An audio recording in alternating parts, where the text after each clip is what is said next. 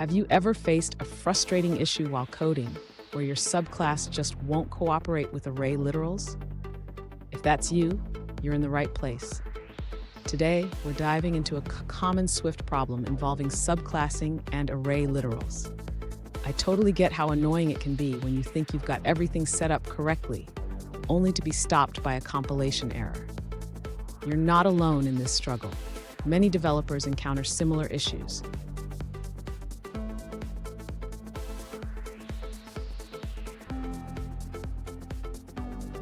Here's the specific situation we're looking at. One user recently asked, "How can I instantiate a subclass of UILabel using array literals?" They provided a simplified example that works with UILabel, but fails with their subclass, MyLabel. Sound familiar? Let's explore this together.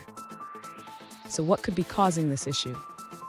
The problem arises because the compiler is trying to cast the UILabel to MyLabel, which it cannot do. We'll break down the code and see how we can resolve this. And don't go anywhere. I've got a crucial tip at the end that will help you understand how to make your subclass work seamlessly with array literals. To address the user's issue, we need to ensure that the subclass MyLabel properly conforms to the ExpressibleByArrayLiteral protocol. This will allow it to be instantiated using array literals.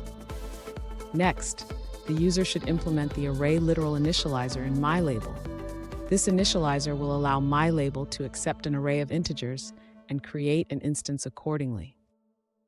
After implementing the initializer, the user should ensure that the makeable protocol is also correctly set up for MyLabel. This will help in maintaining the functionality of the array literal. Finally, the user can test the implementation by creating an instance of MyLabel using an array literal. This should now work without any compilation errors. Did you know?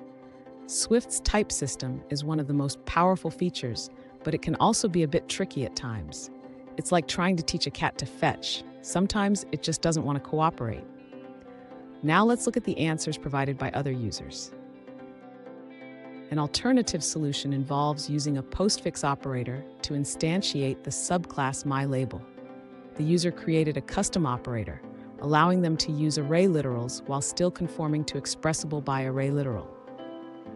This approach allows the user to maintain the original functionality of UILabel while enabling the use of their custom subclass MyLabel with array literals. Here's the tip I promised. Always ensure your subclass has the correct initializers and conforms to the necessary protocols. This can save you a lot of headaches down the road. And there you have it. With these steps, you should be able to instantiate your subclass using array literals without any issues. If you found this helpful, hit that subscribe button for more coding tips, and don't miss our next video where we tackle another common Swift challenge.